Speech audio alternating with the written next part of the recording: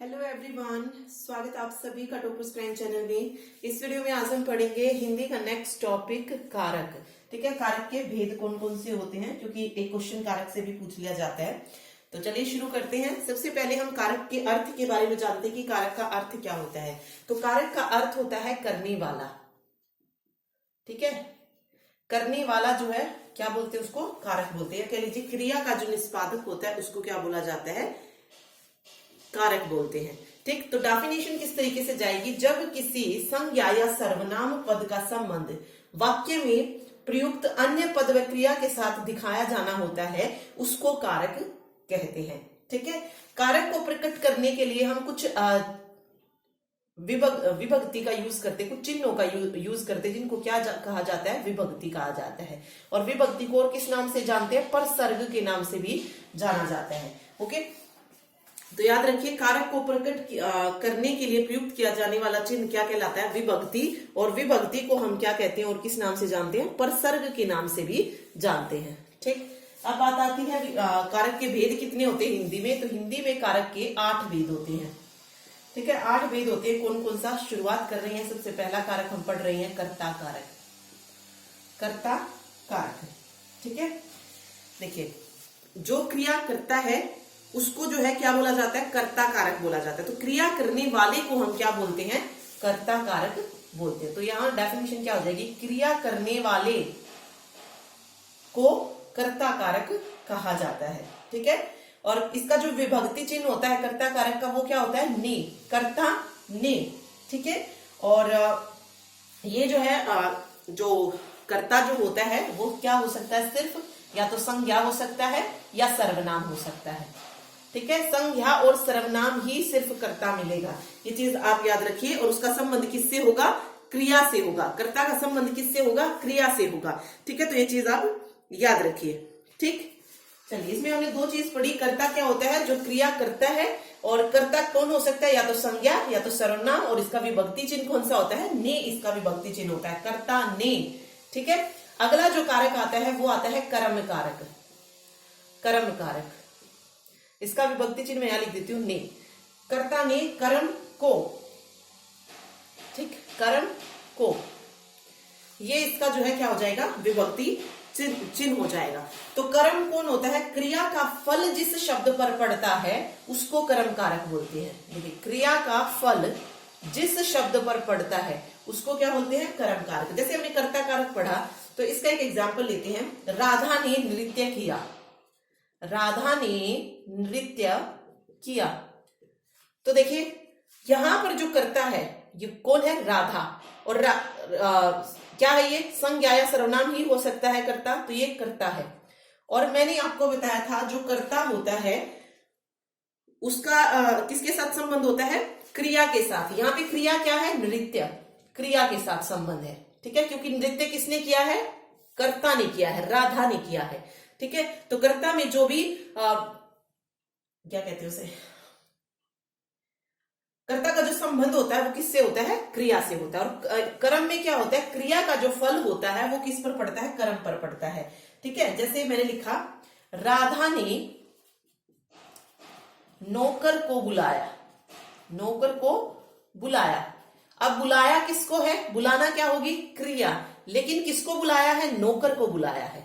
ठीक है, किसको बुलाया है, नौकर को बुलाया है। तो यहाँ पे ये कर्म जो है क्या हो जाएगा, नौकर को बुलाना।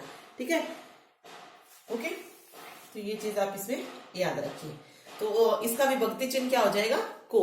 राधा ने, ये कर्ता, नौकर को यानी कि कर्म, और बुलाना क्रिया। ठीक है, चलिए कर्ता ने कर्म को। तीसरा जो आता है कारक का भेद वो होता है करण। करण का विभक्ति चिन्ह क्या होता है, से। करण का विभक्ति चिन्ह होता है से। करण का मीनिंग क्या होता है, करण का मीनिंग होता है साधन। ठीक है, वाक्य में कर्ता जिस भी मीडियम से या साधन से क्रिया करता है उसको हम करण कारक बोलते हैं। ठीक है, और इसको से और इसके अलावा के द्वारा भी जो है दर्शाया जाता है। ठीक है, मतलब कर्ता जो काम कर रहा है वो किस मीडियम से कर रहा है, किस साधन से कर रहा है, वो हम करण से दर्शाते हैं। जैसे मैं कलम से लिखता हूं, मैं कलम से लिखता हूं, मैं क्या हो गया, सर्वनाम है, तो क्या हो जाएगा, ये कर्ता हो जाएगा। लिखना क्या होगी, क्रिया हो गई है। ठीक है, और ये कर्ता, ये क्रिया किससे कर रहा है, करण से, मीन्स किसी साधन से कर रहा है, किसी मीडियम से कर रहा है, तो ये करण हो जाएगा, कलम से। ठीक है, याद रखिएगा। चलिए आगे बढ़ते हैं। इसके बाद आता है कर्ता ने कर्म को करण से संप्रदान के लिए। ओके, संप्रदान पढ़ने से पहले हमने जैसे से का एग्जाम्पल लिया है, एक और एग्जाम्पल हम के द्वारा लेते हैं। जैसे मैंने लिखा उसे डाकिये के द्वारा पत्र प्राप्त हुआ, उसे डाकिये के द्वारा पत्र प्राप्त हुआ। ठीक है, अब उसे क्या हो गया, सर्वनाम में चला जाएगा, तो ये क्या है, कर्ता। ठीक है, पत्र प्राप्त होना क्या हो जाएगी, क्रिया। और ये कर्ता ने क्रिया, मतलब कर्ता ने जो भी काम किया है वो किसके द्वारा हुआ है, डाकिया के द्वारा, तो ये मीडियम हो गया यहाँ पे, तो ये क्या हो जाएगा, करण कारक हो जाएगा इसमें। ठीक है, चलिए अगला पढ़ते हैं। अगला जो है वो है संप्रदान। फोर्थ जो है संप्रदान कारक।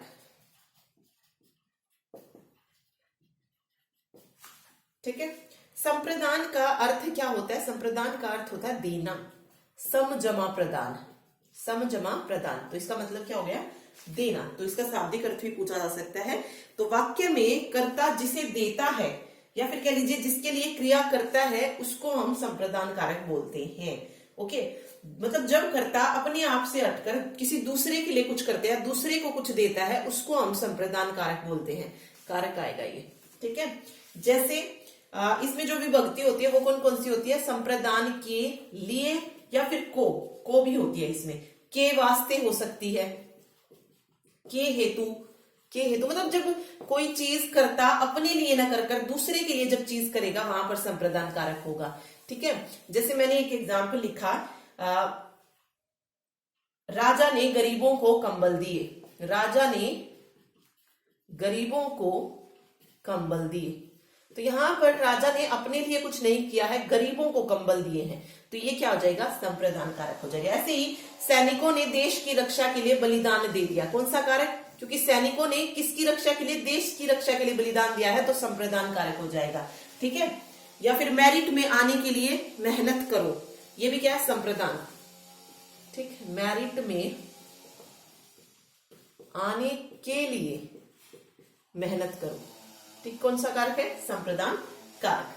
ठीक है, अपादान से, अपादान का जो विभक्ति चिन्ह होता है वो कौन सा होता है, से, अपादान, इसमें भी से होता है और करण में भी से होता है, लेकिन यहां पर डिफरेंस क्या है, अपादान में जब बात होती है, अपादान का जो मतलब होता है वो क्या होता है, पृथक होना या अलग होना, इसका मीनिंग होता है। मीन्स जब किसी सेंटेंस में आपको कुछ चीज अलग दिखाई दे, अलग होना जिससे आपको बोध हो, वहां पर अपादान कारक होगा। जैसे पेड़ से पत्ता गिरा, पेड़ से पत्ता गिरा, तो यहाँ पे अगर आप देखेंगे जो पत्ता है वो पेड़ से अलग हो चुका है। ठीक है, तो यहाँ पे अपादान कारक हो जाएगा, से इसकी पहचान है। मेरे हाथ से गेंद गिर गई, तो ऑब्वियस है वो हाथ से गेंद जा चुकी है, गिर चुकी है, तो वो अपादान कारक है, अलग होना वहां पर दर्शा रहा है। ओके, इसके अलावा पहचान के अर्थ में भी अगर मतलब कई बार क्या होता है ना कि कंफ्यूज हो जाते हैं कि अगर हमें पृथक होना नहीं लग रहा है तो हम सीधा क्या कर देंगे, करण कारक। जैसे मैंने एक लिखा, यह मारवाड़ से है, यह मारवाड़ से है, यह मारवाड़ से है, तो इसमें आपको जब ये दिखेगा कि इसमें अपादान कुछ अलग नहीं हो रहा है, तो आप इसको करण लगा के आएंगे, बट यहाँ पर भी क्या होगा, अपादान कारक हो जाएगा। ठीक है, जब भी पहचान से रिलेटेड कुछ होगा वहां पर क्या होगा, अपादान कारक होगा। ऐसे ही सेम डिस्टेंस की बात हो रही है, post office, post office school से दूर है, इसमें भी क्या है, अपादान कारक है। पोस्ट ऑफिस स्कूल से दूर है, तो दूरी की जब बात आएगी तब भी अपादान कारक होगा। या फिर तुलना जब की गई होगी, विमला सीता से लंबी है, विमला सीता से लंबी है, इसमें भी कौन सा कारक हो जाएगा, अपादान कारक हो जाएगा। या फिर शिक्षा की बात की गई होगी कि शिष्य गुरु से शिक्षा ग्रहण करता है, वहां पर भी अपादान कारक ही होगा। ठीक है, सिर्फ आपको पृथक होना में नहीं याद रखना है, अपादान को पहचान में भी अपादान होता है, दूरी में भी अपादान होता है। इसके अलावा शिक्षा की अगर बात की जाए, तुलना अगर की जाए, तो वहां पर भी अपादान कारक ही होगा। ठीक है, चलिए अपादान के बाद जो कारक आता है वो आता है संबंध कारक। संबंध, अपादान से संबंध, का, के, की, इसकी जो पहचान होती है, का, के, की, ये वाली पहचान होती है। ओके, तो संबंध कारक कौन सा होता है? शब्द का वो रूप जो दूसरे संज्ञा या सर्वनाम से जब संबंध बतलाता है। ओके, संबंध कारक क्या है? जो संबंध बतलाएगा, किससे? संज्ञा और सर्वनाम से।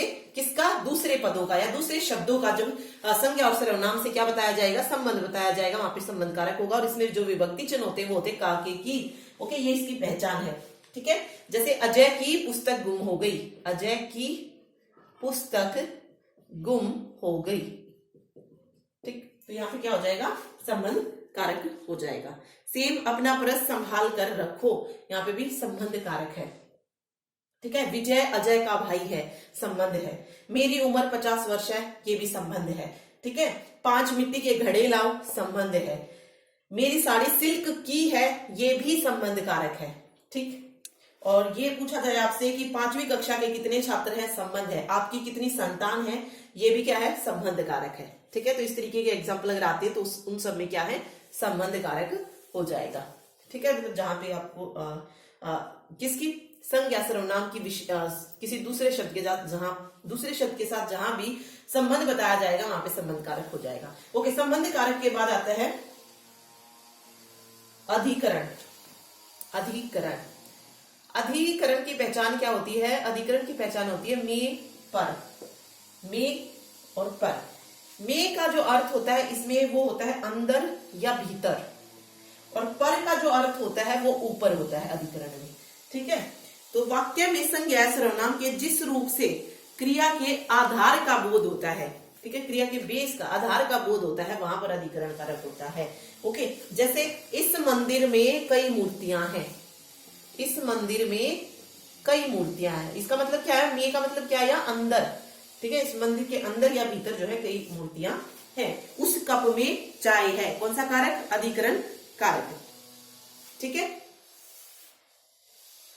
कभी कभी जो है में का यूज बीच या मध्य भी दर्शाने के लिए किया जाता है। जैसे राम और श्याम में गहरी दोस्ती है, मैंने लिखा राम और श्याम में गहरी दोस्ती है, तो इसमें भी कौन सा हो जाएगा? अधिकरण हो जाएगा। ठीक है, तो में का जो है हम कभी कभी यूज बीच या मध्य के रूप में भी करते हैं। ओके, ये चीजें याद रखिएगा। पर का क्या हो सकता है? जैसे पेड़ पर चिड़िया बैठी है, पेड़ पर चिड़िया बैठी मीन्स पेड़ के ऊपर चिड़िया बैठी है। पर का मतलब ये क्या है? ऊपर है, तो पेड़ पर चिड़िया बैठी है, क्या हो जाएगा? अधिकरण कारक हो जाएगा। ओके, लास्ट आता है 8वां कारक, सबसे लास्ट, संबोधन कारक। संबोधन एक संबंध है, और जो लास्ट वाला होता है 8वां कारक, उसको बोलते हैं संबोधन कारक। ओके, वाक्य में जब किसी संज्ञा को पुकारा जाता है या संबोधित किया जाता है, उसको संबोधन कारक बोलते हैं। किसको संबोधित किया जा रहा है? जब संज्ञा को पुकारा जाता है, संज्ञा को पुकारा जाता है, उसे हम क्या बोलते हैं? संबोधन कारक बोलते हैं। ओके, और संबोधन कारक के जो विभक्ति चिन्ह होते हैं वो क्या हो सकते हैं? हे, ओ, अरे। जैसे हे भगवान कैसा जमाना आ गया है।